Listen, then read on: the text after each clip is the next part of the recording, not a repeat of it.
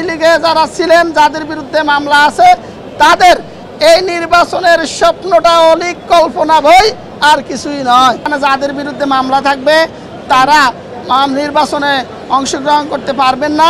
জনাব সাদিকুর রহমান স্যারের আদালতে বনানী থানার শাহজাহান হত্যা মামলায় সাবেক তথ্য প্রযুক্তি প্রতিমন্ত্রী জুনায়েদ আহমেদ পলক,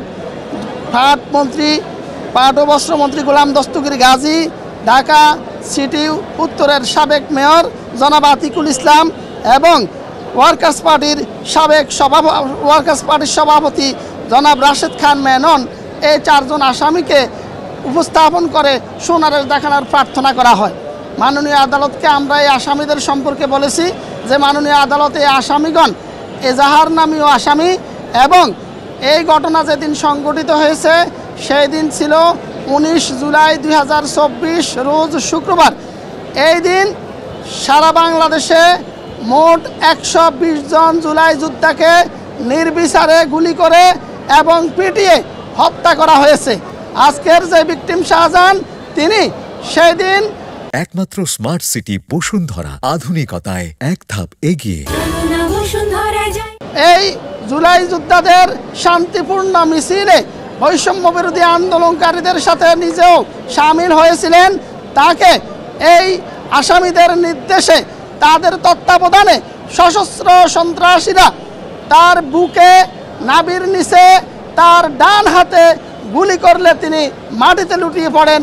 তার সহযোদ্ধা এবং অত্র মামলার সাক্ষীগণ তাকে হসপিটালে নিয়ে গেলে 4 দিন তিনি জীবন মৃত্যুর সন্ধিক্ষণে থেকে অবশেষে তিনি মৃত্যুবরণ করেন।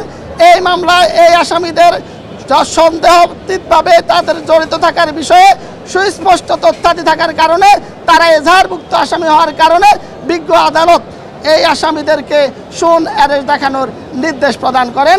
আসামি পক্ষে আইনজীবীগণ ছিলেন, যেহেতু অ্যারেস্টের বিষয় কোনো রিমান্ড শুনানি ছিল না, সেহেতু তাদের কোনো সাবমিশনের প্রয়োজনও হয়নি, তারা সাবমিশন রাখেন নাই। আপনারা ইতিমধ্যে অবগত হয়েছেন যে মানবতা বিরোধী অপরাধ ট্রাইব্যুনালে যে আইন পাশ হয়েছে, সেখানে যাদের বিরুদ্ধে মামলা থাকবে তারা নির্বাচনে অংশগ্রহণ করতে পারবেন না।